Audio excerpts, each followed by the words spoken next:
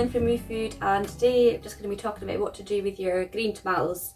You might find, especially here in the Highlands, that you're left with a load of green tomatoes because we maybe just haven't had a long period of having hot temperatures to get them ripened. But that's fine. There's loads of recipes you can of things you can make for green tomatoes. So try not to let them go to waste. There's plenty you can do with them. So today we're going to be making a green tomato chutney, and that's also going to be using some apples as well, which should be ready or almost ready. So what we've got today is a kilo of green tomatoes, 4 small apples. You could just use one large cooking apple, but these are teeny tiny. Then 200 grams of sugar, 1.5 teaspoons of salt, and a teaspoon of pepper round about. Raisins, I think there's 100 grams there. A couple of onions, a couple of cloves of garlic, some ginger, and 400 ml of vinegar. Yeah, so the first thing we're going to do is just chop up your tomatoes into about 1 centimetre pieces round about, and chop your onion, apples, garlic and ginger up. I actually learned today that if you peel it with a spoon, it actually saves quite a lot of this, wasting quite a lot of the skin, so I'll give that a wee go today.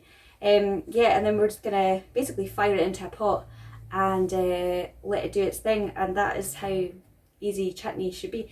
If you're a fan of spices, you can add in things like chilies and mustard seeds and all that kind of jazz. So yeah, today I'm just keeping it quite simple, just to do a basic one today and go from there. All right, let's get started.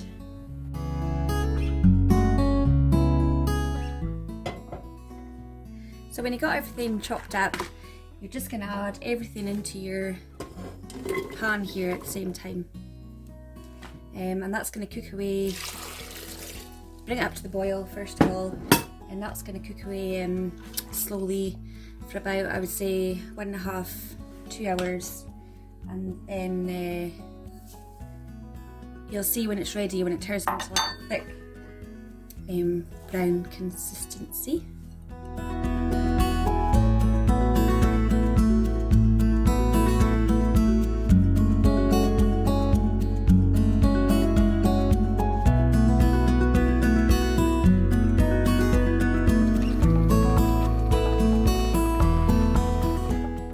So after 1.5 to 2 hours, it'll be ready and it'll all be nice and thick and it should juice right down. And if you draw your spoon through it, you'll see that you can see a line in the bottom of the pan, and that means that you're ready to jar it up now.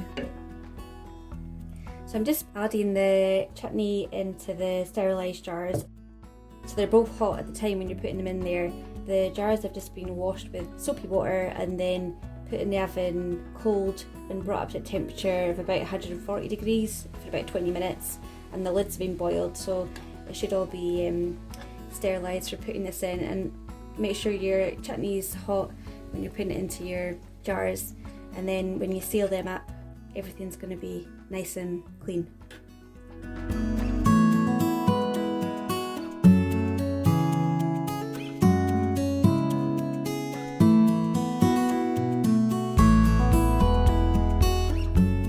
Once you've got your chutney all jarred up, you can keep that, if you keep it in a cool dark place and you've sterilised it properly and everything, then you can keep that for a year, perhaps more. So it's a nice thing to make as a Christmas present or something like that, a gift that you've made.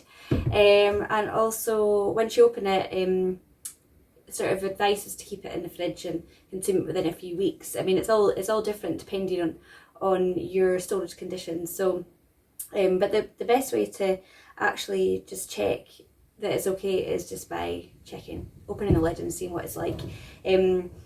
What you want to do as well is just leave that for the flavour to develop over the next like 6 weeks or so at least. To me that tastes really nice just now, but it is quite bitter, so you just want to make sure that that is like the maximum flavours come out of that over the next few weeks, and then it'll be good to go and enjoy it with on a sandwich or with a curry or whatever you want to do.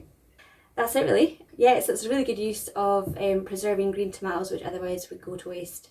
Thanks very much for watching, and we'll see you back here next time.